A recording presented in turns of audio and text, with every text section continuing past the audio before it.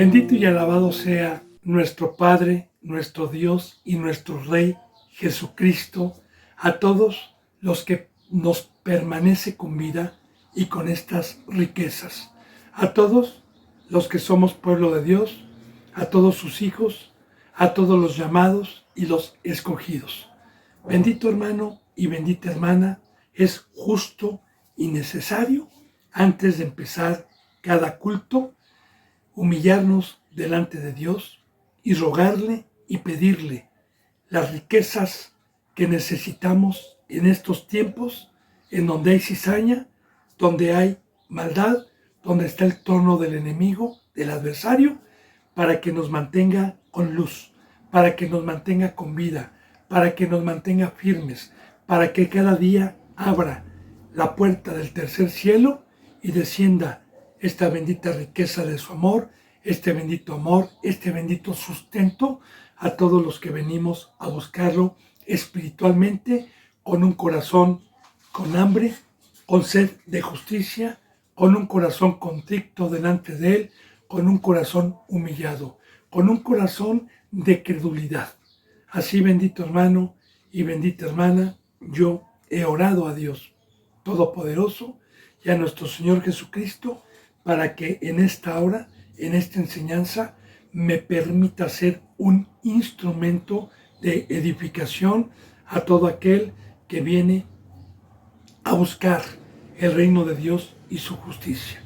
Le he pedido a Dios, sabiendo que para poderle pedir que me permita hablar con denuedo, debo de venir con una conciencia tranquila al ministerio que Él me ha dado, debo de venir limpio delante de Él para que yo tenga el privilegio de que Dios hable por medio mío. Así también, bendito hermano y bendita hermana, le he pedido a Dios con todo mi corazón, y ese sentir es de Dios para que nadie se jacte, por cada uno de ustedes, por cada suscriptor, por cada seguidor, por los que daban un seguimiento y ya no lo dan más, para que Dios los humille y los traiga de regreso. Le he pedido para que toque corazones, para que haya vida, para que no se pierda ninguno, para que podamos estar en la vida eterna. He pedido por todos los que estamos aquí en México, en Estados Unidos, en España, en Ecuador, en Perú, en Colombia, en Brasil, en Puerto Rico, en Chile, en la India, en Venezuela, en Argentina, en Uruguay, en Japón, en China. Y aunque proféticamente estamos en los tiempos de apostasía, y lo vemos con la gente que ve estas enseñanzas, a veces he tenido 2 visitas, una visita, 4, 6, 10, a veces he tenido 800, a veces he tenido 200, 100. Y todos, bendito hermano y bendita hermana, han tenido el privilegio y la oportunidad de escuchar. Pero a muchos se les hace dura la palabra por estar en la carne, por estar en pecado.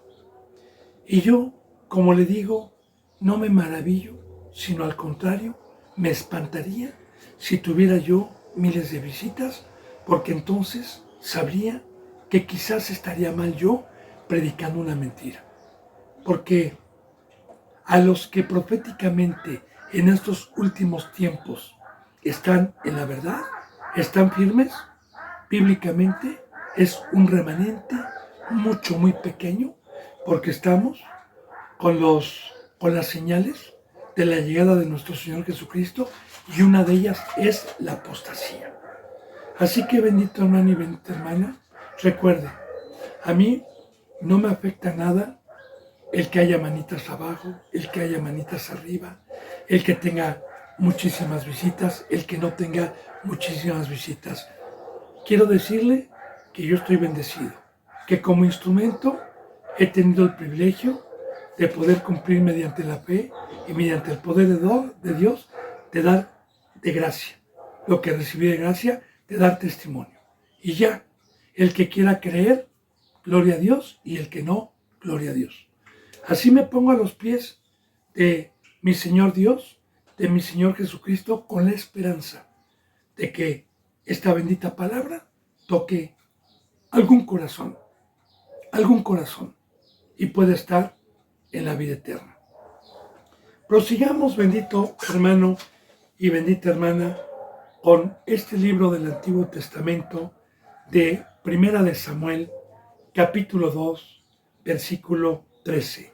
Vuelvo a repetir, Primera de Samuel, capítulo 2, versículo 13.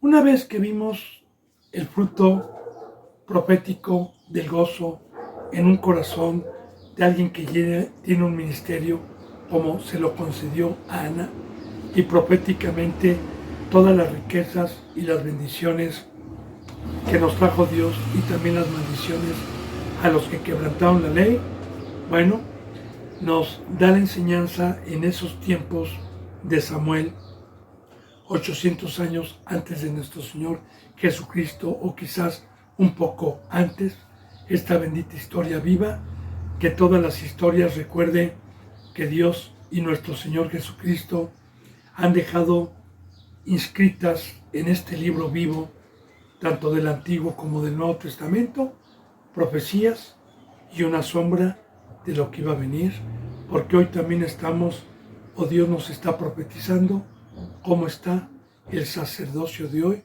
cuál es el fruto del sacerdocio de hoy, cuál es el pecado, proféticamente, que como una sombra de lo que iba a venir, Dios nos va a permitir profundizar estas benditas enseñanzas en su momento con Elí, que era un sumo sacerdote, y sus dos hijos, Ofni y Fines.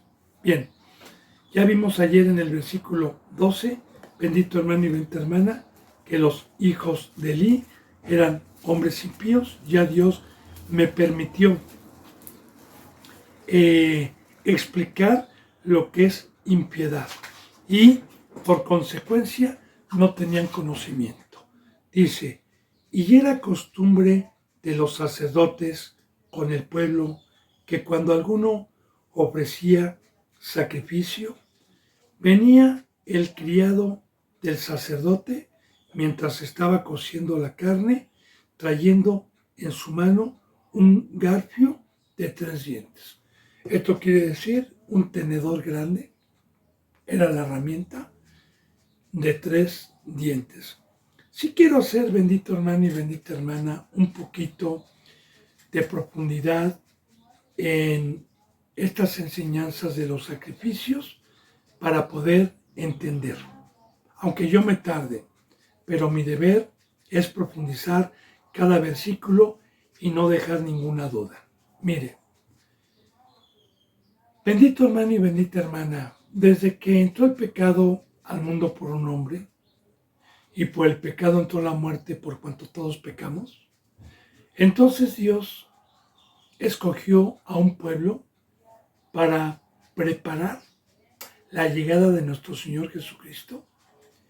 Y como Dios nos ha dicho, todo lo que Dios permitió en el Antiguo Testamento, los cultos que se hacían en el templo, la ley y toda la obra, era una sombra de lo que iba a venir. Era una profecía.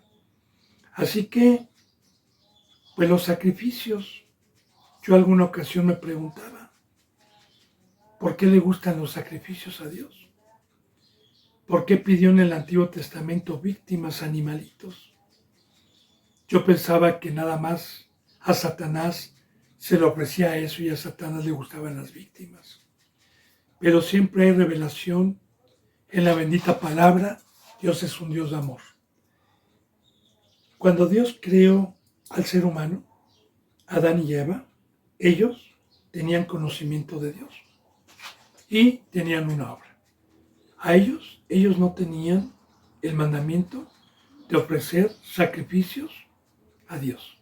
Ellos nunca ofrecieron un sacrificio en el huerto a Dios, porque no estaba en la ley, porque no estaban en las ordenanzas de Dios. Ahora bien, cuando entró el pecado, entró la muerte.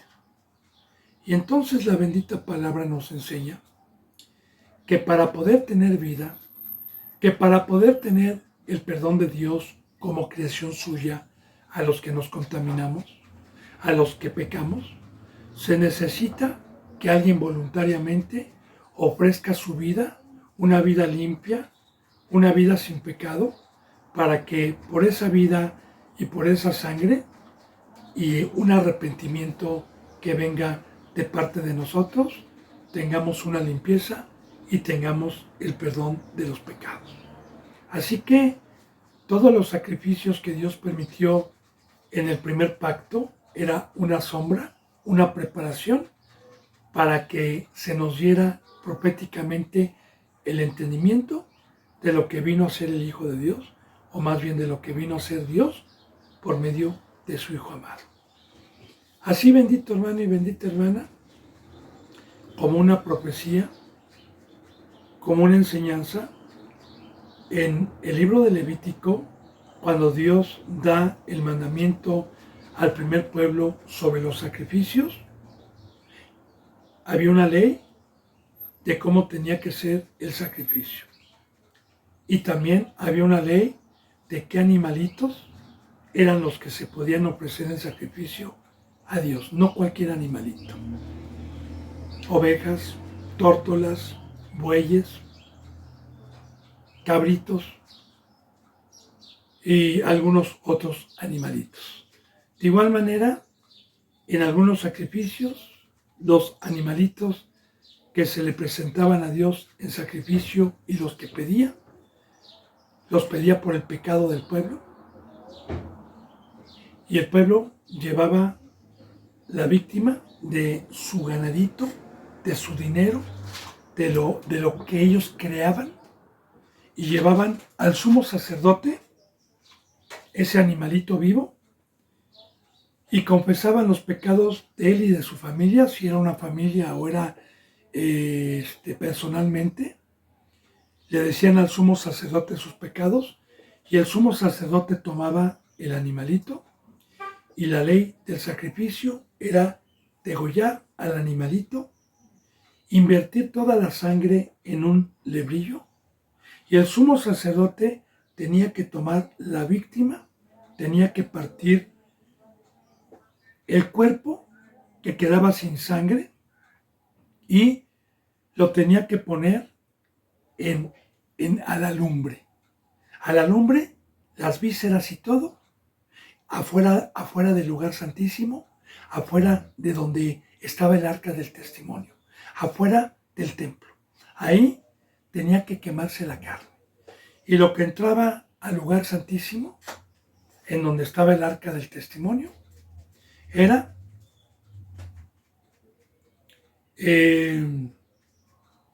la sangre que representa la vida, y entonces el sumo sacerdote en el lugar santísimo la rociaba en el altar para abogar por los pecados de la familia o de esa persona que había ofrecido conforme a la ley esa bendita ley, esa bendita palabra que Dios les había dicho.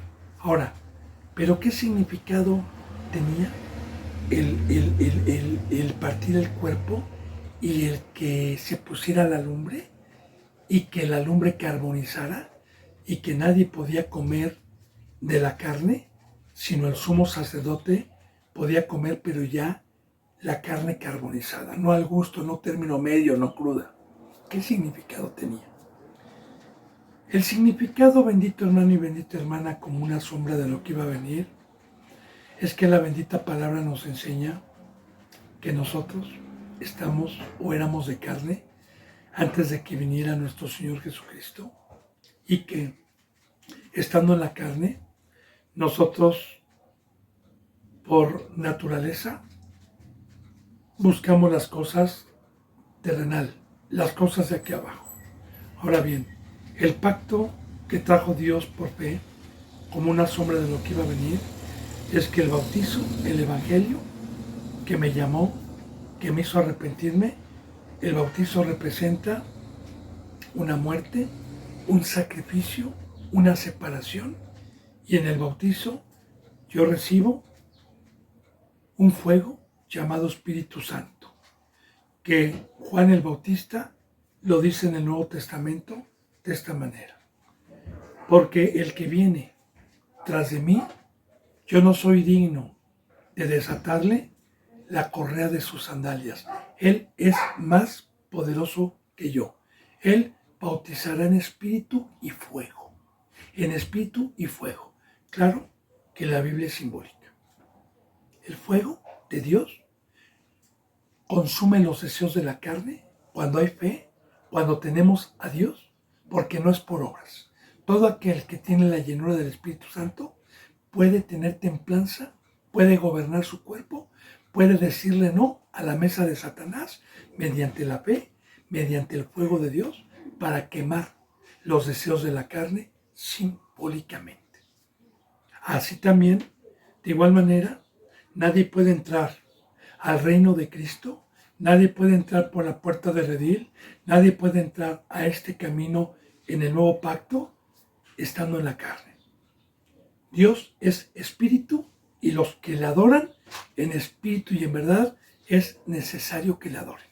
Como dice en San Juan capítulo 4, mi Padre ha venido a buscar de adoradores de espíritu a espíritu. Romanos 8 dice que los que son de la carne no pueden agradar a Dios. Así, bendito hermano y bendita hermana, en el Nuevo Testamento, el sacrificio, que es el bautizo, me hizo darle mi vida. Me hizo resucitar, me hizo dejar la carne, me hizo quemar mi carne, me hizo dejar el mundo y me hizo darle mi vida, que es mi sangre, a Dios, para perdón de mis pecados. Entonces, ahora, aquí dice la bendita palabra que cuando la gente llevaba a los animalitos al sumo sacerdote, a Elí, o a Ofni y a Fines, ¿sí? Los sacerdotes ya ni siquiera recibían. Entonces fíjense lo que era costumbre de los sacerdotes del pueblo. Ahora, costumbre. Mira, hermano y hermana, muchos el día de hoy han metido costumbres que no están en la ley de Dios. Como los fariseos, cuando Cristo Jesús los amonestaba, los exhortaba y señalaba su pecado, ellos habían metido costumbres que no estaban en la ley, como limpiar las copas, como las flecterías, como estar impecables delante. Habían metido costumbres de comer con las manos limpias, costumbres que no estaban en la ley. Y las habían metido, así como en muchas iglesias también. Hoy meten costumbres que no están en la bendita palabra, y una costumbre es un hábito de hacerlo diario o de hacerlo seguido. Así, por ejemplo, yo le puedo decir, ¿verdad?, que se va a referir a esto, una de las costumbres que han metido o de las enseñanzas que han metido hoy en las iglesias es la obra del mundo. Es el que si yo doy dinero tengo bendición. Y esas son costumbres que han metido y que la mayoría de las iglesias que se autodicen cristianas han metido herejía. Bueno, de igual manera, esto no estaba, esta costumbre no estaba, y vamos a ver, porque voy a profundizar esta costumbre, lo que bíblicamente representa. Era costumbre de los sacerdotes, junto con el pueblo, que cuando alguno ofrecía sacrificio del pueblo, ya le hice yo un pequeño resumen del por qué se ofrecían sacrificios, venía el criado del sacerdote. Ahora, los sacerdotes tenían criados, tenían achichincles, ¿verdad? Y los mandaban. Cuando escuchaban que alguien del pueblo estaba ofreciendo un sacrificio, mandaban al criado. Y mientras se cocía la carne en el fuego, en la leña, mientras se cocía la carne, trayendo en su mano un garfio de 3 dientes, el criado del sacerdote, un tenedor gigante de 3 picos, ¿verdad? Dice, y lo metía en el perol donde se estaba cociendo, donde estaba en el perol, en la olla, en el caldero o en la marmita, y todo lo que sacaba el garfio, el sacerdote lo tomaba para sí. De esta manera hacían con todos los israelitas que había venido a Silo. Ahora, Aquí empieza el pecado. Primeramente, el sacrificio no tenía que ser carne cocida en un perol. El sacrificio de Levítico, el sacrificio era en el fuego directamente y era destazar a la víctima. Voy a hacerle algunos pasajes del Antiguo Testamento para poder profundizar lo que Dios me está permitiendo enseñar respecto a esto. Alguna ocasión en los tiempos de Jezabel, esposa de un rey de Israel, pecadores los dos, y todo el pueblo pecaba, había un profeta que se guardaba del pecado llamado Elías. Y en aquel entonces habían muchos profetas de Baal, de dioses extraños, dentro del pueblo de Dios. Habían más de 250, dice la Biblia. Entonces, Elías, utilizado por Dios, retó a todos esos profetas manejados por Acab y por Jezabel del pueblo de Dios. Los retó para hacer un sacrificio a Dios y a ver cuál era el Dios verdadero, si el de ellos o el de Elías. Y esto fue lo que hicieron. Este fue el pacto. Que ellos, los falsos profetas, pusieran un sacrificio, un animal, y que pidieran a su Dios o a sus dioses, y que Elías también iba a pedir a su Dios, y que el Dios verdadero iba a ser el que quemase con fuego el sacrificio que estaban ofreciendo cada uno de ellos. Que el animalito que no descendiese fuego y que no fuese consumido por el fuego, no era Dios. Y que el animalito donde descendiera fuego del cielo y se consumiera, ese era el verdadero Dios. Y aceptaron los falsos profetas con Elías, que eran más de 250. Primeramente empezó los falsos profetas, escogieron la víctima, mataron al animalito, lo pusieron, claro, con la leña pero sin fuego, y empezaron a clamar a sus dioses o a su Dios. Empezaron a decir, y pasó el tiempo y no sucedía nada. Dice la palabra que se empezaron a tasajear con algún arma pulsocortante para derramar sangre y para que descendiera el fuego. Y Elías decía, griten más fuerte, quizás su Dios está dormido, sabiendo que esos eran falsos profetas y que Dios nunca les iba a responder. Ahora bien, cuando ellos no pudieron y no descendió el fuego, le tocó a Elías. Él tomó la víctima, hizo un círculo, hizo una zanja, puso agua, bañó la víctima de agua, y uno va a decir, pues es peor todavía que una víctima. Todo con simbolismos, bendito hermano y bendita hermana, simbolizando y profetizando siempre Dios, el bautizo y el pacto. Pero ahorita no voy a profundizar los simbolismos que Elías hizo en ese momento. Ahora bien, cuando él empezó a clamar, descendió fuego del cielo y consumió la víctima. Todo conllevado y concordado a lo que explica o lo que Dios me está permitiendo enseñar y concuerda con el Nuevo Testamento. Que la presencia de Dios consume los deseos de la carne, consume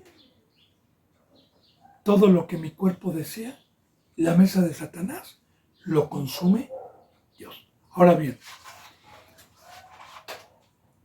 Dios aborrece la carne cocida, porque esos son los tibios. En Apocalipsis Dios dice, o sé frío o sé caliente, porque yo voy a vomitar a los tibios.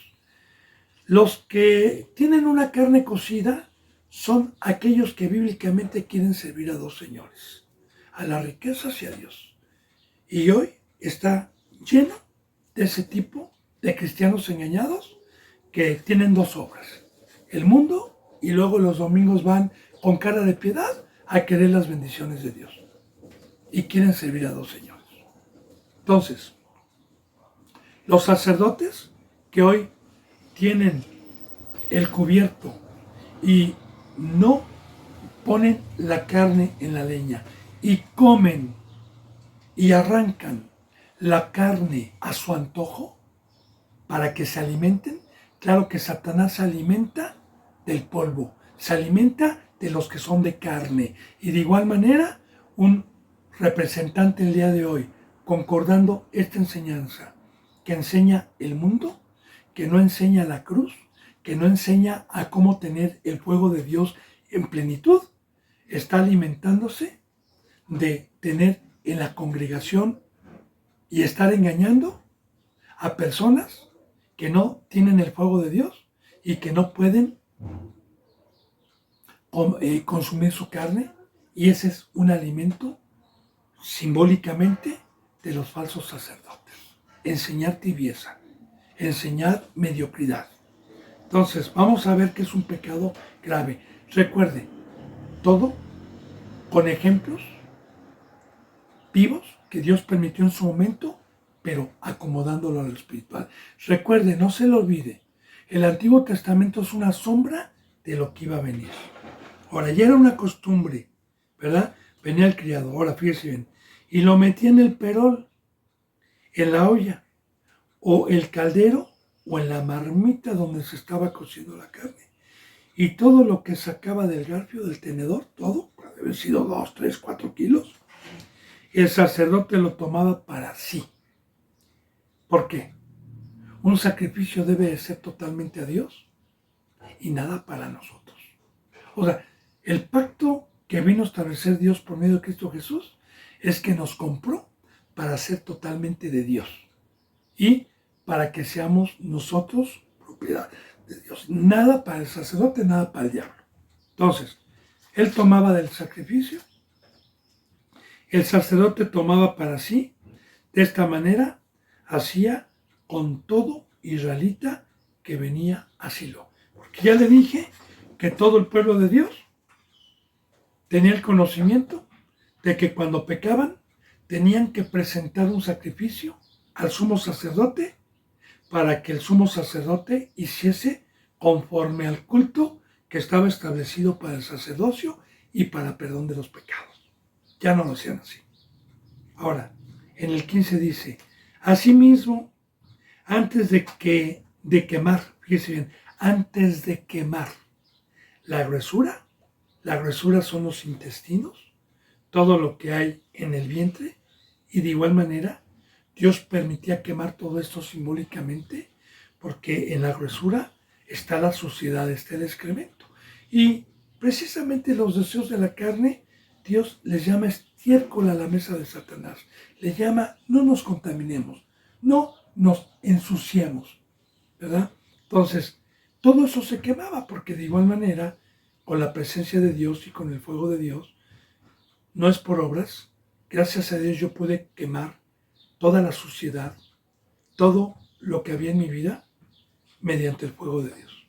Ahora, asimismo, antes de quemar la gruesura, venía el criado del sacerdote y decía al que sacrificaba, da carne que asar para el sacerdote, porque no tomará de ti carne cocida, sino cruda. Ahora, muy importante esto, el sacerdote mandaba al criado y el que estaba llevando el ritual del sacrificio le decía, manda a decir el sacerdote que antes de que pongas la carne al fuego, le des carne cruda para que él la hace y se la coma. Así, bendito hermano y bendita hermana, hoy no enseñan la cruz, no enseñan a morir a la carne, no enseñan a crucificar la carne, enseñan idolatría, enseñan a servir a dos señores. Y en Romanos 8 puede concordar esto, porque la carne que no está quemada al fuego sigue siendo carne. Y ahí en Romanos dice que los que son de carne, que los que no tienen el fuego de Dios, que los que por fe no queman los deseos de la carne y salen del mundo, no pueden agradar a Dios. Ahora, aquí la culpa la tiene el sacerdote. Aquí la culpa la tienen esas congregaciones que no enseñan. Vuelvo a repetir, ¿qué es que Dios me permita el privilegio de mandarme a alguien que creyó en el Evangelio y se convirtió? ¿Qué es lo que yo tengo que hacer como sacerdote? Ofrecérselo totalmente como sacrificio, mediante el conocimiento, mediante la exhortación, mediante la amonestación, mediante el amor, mediante la paciencia, mediante las enseñanzas, en todo su discipulado, a que con la fe y el fuego de Dios queme todo deseo de la carne y salga del mundo para que Él sea sangre, para que Él consagre su vida a Dios. Y no enseñarle a mi antojo, metiendo los razonamientos para que Él sea de carne y para que no sea consumido por el fuego. Eso es lo que hoy significa este pecado que es muy grave para Dios, como lo vamos a ver aquí. Ahora, y si el hombre que estaba haciendo el sacrificio le respondía, quemen la gruesura primero y después tome tanto como quieras, él respondía, no, sino dámela ahora mismo, de otra manera yo la tomaré por la fuerza. Ahora, el que sacrificaba. Los mandamientos de Dios es que el sumo sacerdote sí podía comer del sacrificio, pero estando totalmente quemada la carne, encendida o carbonizada. De igual manera, mi alimento, ¿cuál es? Mi alimento es ofrecerle sacrificios vivos, santos y agradables a Dios. Ese es mi alimento. Como dijo Cristo Jesús alguna ocasión que sus discípulos tenían hambre y fueron a comprar comida y regresaron con comida y le decían a Cristo, come. Y él estaba dando palabra a una samaritana y él dijo, no, yo tengo otro alimento. Ahora, mi alimento, hermano, como representante es ofrecerle sacrificios totalmente muertos al mundo, totalmente con el fuego de Dios, totalmente que no sean de carne. Ese es mi alimento que puedo comer. Pero el alimento de muchos representantes es ofrecerle a Satanás víctimas de carne, víctimas que no están en la cruz, víctimas que son cristianos tibios, víctimas que son cristianos mundanos, y ese es el alimento de ellos. Ahora, cuando la persona que estaba ofreciendo el sacrificio le decía al criado no, entonces decía, pues por la fuerza voy a agarrar. Y aquí estamos viendo la batalla, aquí estamos viendo a los inicuos, aquí estamos viendo el fruto del enemigo. O la tomaré por la fuerza. Bueno, 17 dice, y como se tenían que sujetar a los sacerdotes, bueno, era pues muy grande, fíjese bien lo que dice aquí en el 17, era pues muy grande delante de Jehová el pecado de los jóvenes.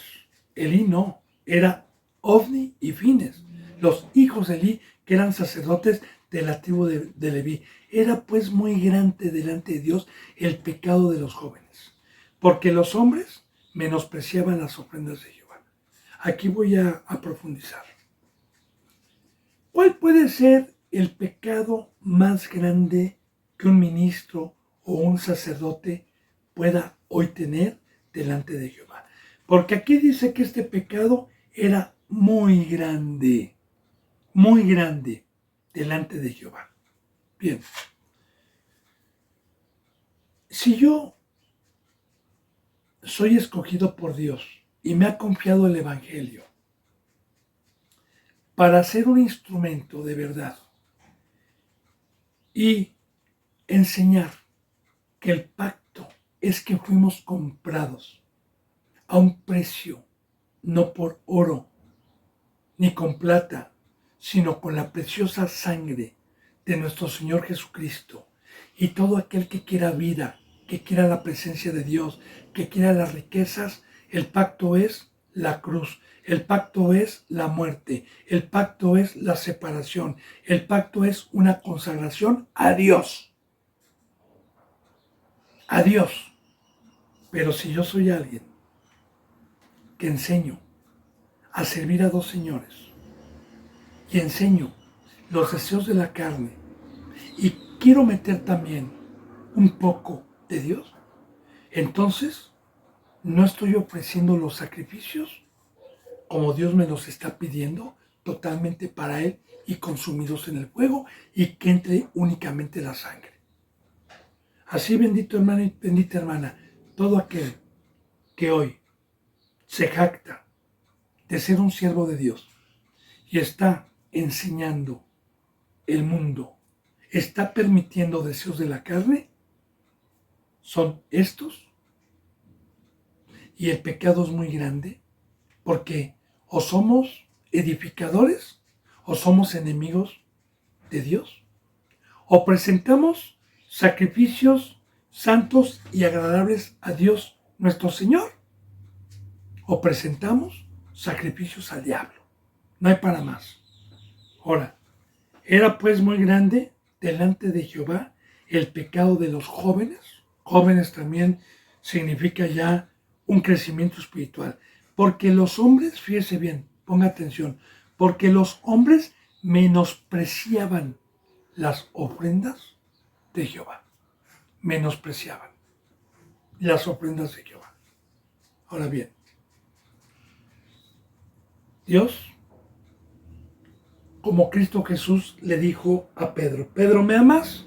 Sí, Señor. No menosprecies el ministerio y lo que te estoy confiando. Apacienta mis ovejas. Pedro, ¿me amas? Sí, Señor. No menosprecies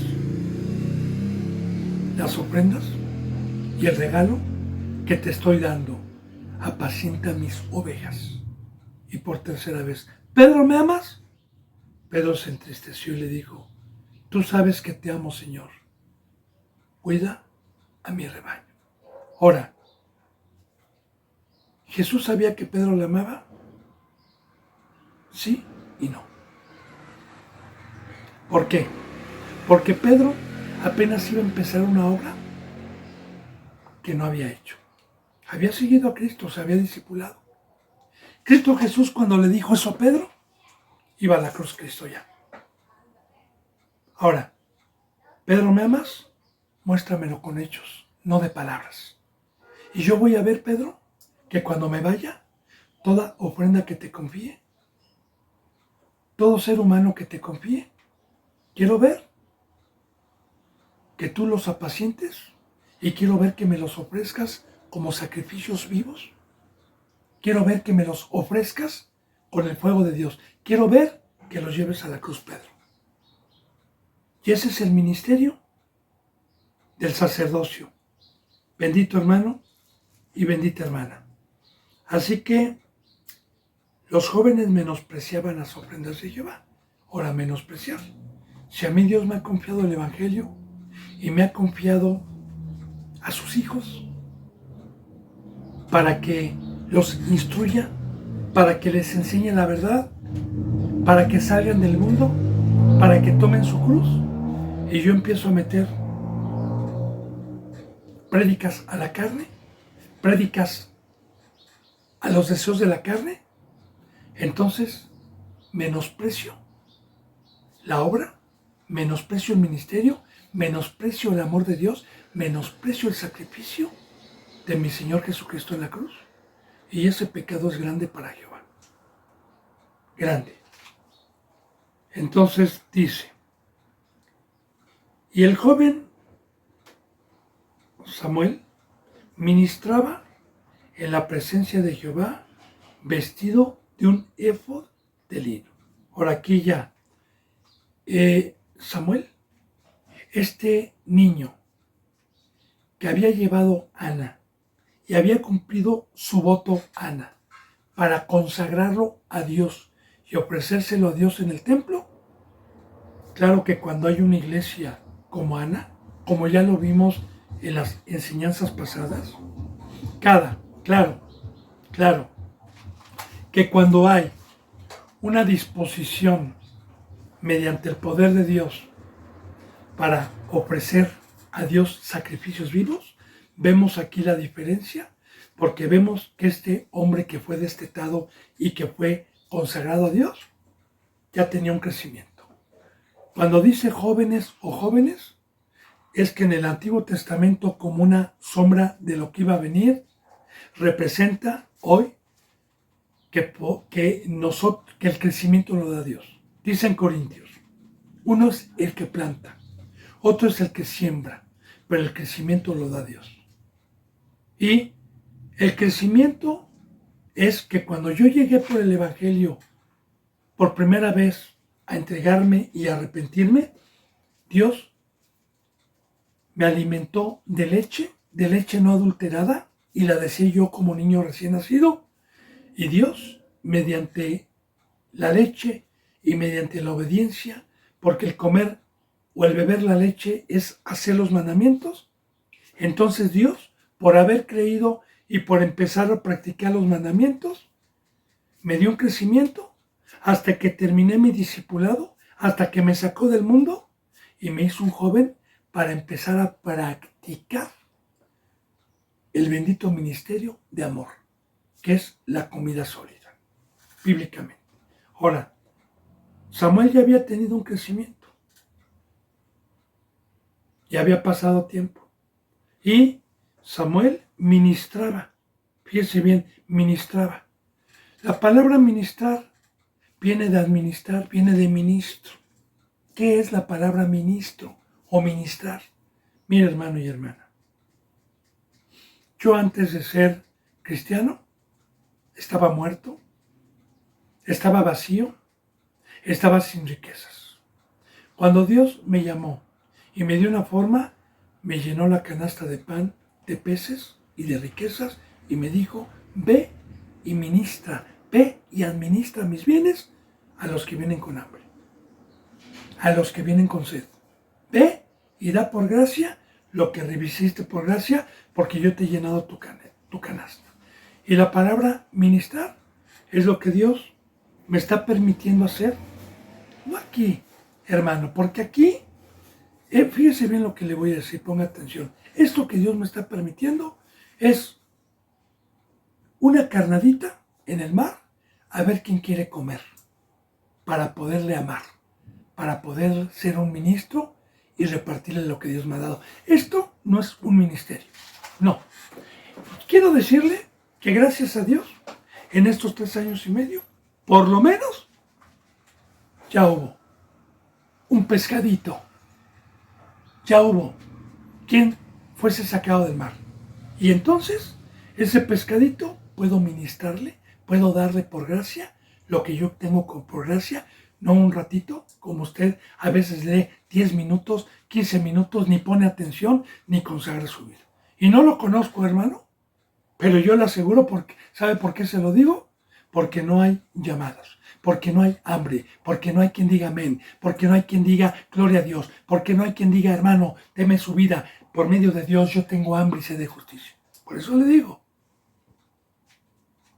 Entonces, la palabra ministrar significa dar mi vida. Aquí tengo el privilegio, yo, de tener ovejitas que Dios me confió para poder darles mi vida, para poder ministrar y para no ofrecer carne cruda a Dios, sino ofrecer sacrificios muertos a la carne, pero vivos para Cristo Jesús. Y la palabra ministrar es todos los días una obra. Ahora, aquí, Samuel ministraba, dice la palabra. Y el joven Samuel ministraba en la presencia de Jehová. Y es muy importante esto, en la presencia de Jehová. ¿Por qué? Hay 2 tipos de obras, 2 tipos de ministerio. Unos que se jactan de ser siervos de Dios, pero ministran sin el Espíritu Santo. Y engañan, y enseñan torciendo las Escrituras. Y hay pocos que la obra y el ministerio que tenemos en la casa de Dios es con Dios, es delante de Jehová. Y hay un precio, bendito hermano y bendita hermana, para poder ministrar nosotros con la presencia de Jehová. Hay un precio. Yo se lo he dicho y no me voy a cansar de repetírselo. El precio es que Dios es santo, santo, santo. Y el Todopoderoso no puede habitar con la mugre, no puede habitar con el pecado, no puede habitar. No puede habitar. Tanto que cuando entró el pecado al mundo, por un hombre, y por el pecado entró la mancha, la contaminación, el Espíritu Santo no pudo habitar dentro de los seres humanos. Tuvo que mandar Dios a su Hijo Jesucristo a morir y a derramar su sangre para que todo aquel que en él creyera fuese limpio y entonces pudiese habitar Dios dentro. Entonces, un representante hipócrita no tiene a Dios. Un representante con temor, con temblor y que se guarda, está ministrando como Samuel en la presencia de Dios. Dice,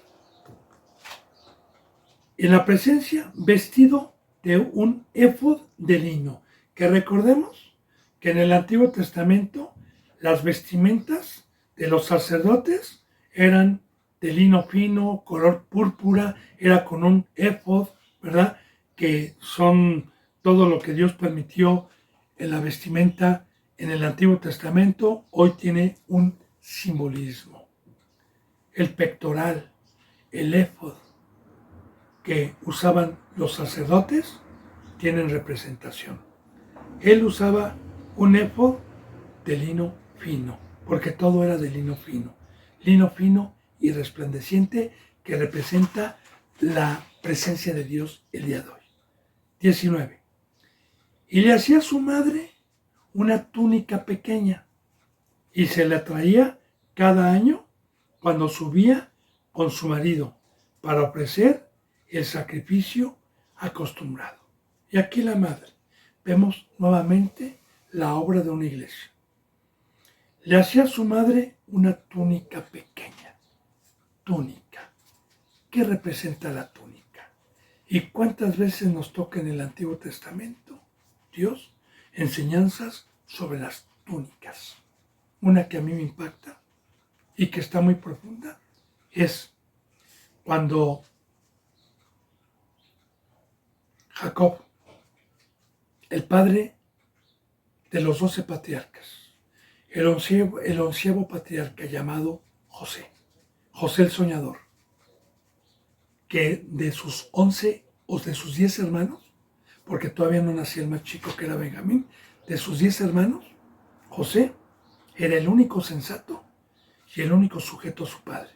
Los demás eran pecadores, trasquilaban las ovejas de su padre y José las cuidaba, todo con simbolismos. Ahora, su padre, que representa la iglesia o que representa a Dios también, le hizo una túnica de un solo hilo, o sea, a mano, ¿sí? Tejida, y una túnica tan especial y tan hermosa que cuando la vieron sus hermanos les causó celo, se encelaron. De igual manera, en el Nuevo Testamento, la túnica de nuestro Señor Jesucristo, Él vestía con un manto y con una túnica igual.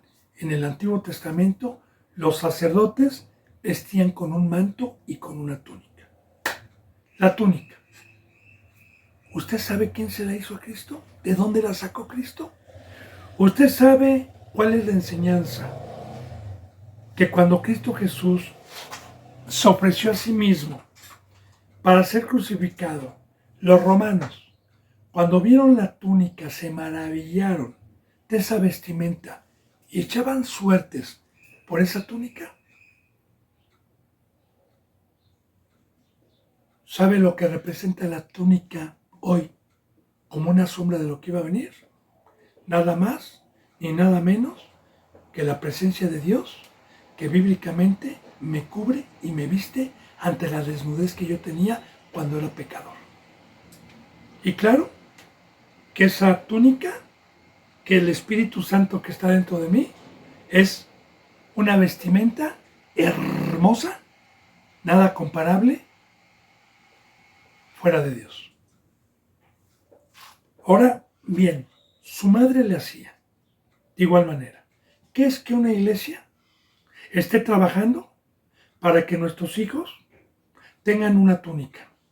Exhortar, amonestar, redarguir, corregir, cuidar a que mi hijo guarde el pacto, porque si guarda el pacto, entonces no contricta el Espíritu Santo, entonces no apaga el fuego, que es la presencia, y Dios le va dando un crecimiento hasta llegar a ser un profeta, como lo vamos a ver con Samuel, que estaba practicando ya, o Dios le estaba permitiendo practicar el ministerio dentro de su casa. Y quiero hacer hincapié en esto, ya se lo había hecho yo, pero vuelvo nuevamente a resumir. Cuando Dios me permitió el privilegio de haberme dado una forma y mediante su amor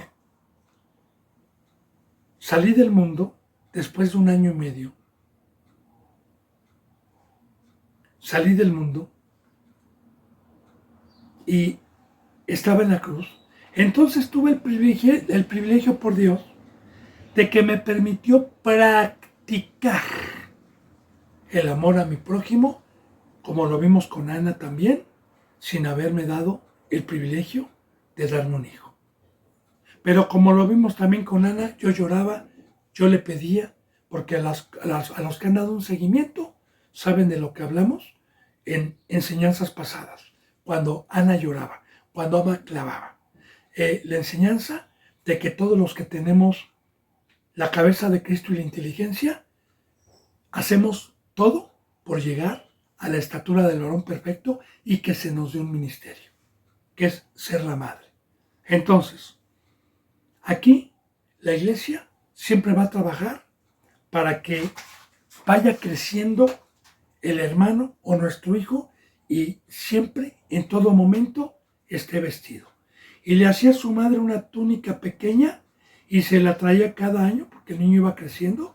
Cuando subía con su marido, como ya lo vimos, que cada año subían a adorar para ofrecer el sacrificio acostumbrado. Y Elí, aquí está el sumo sacerdote, el padre de Ofni y Fines. Ese sacerdote que tuvo por ebria a Ana cuando estuvo orando.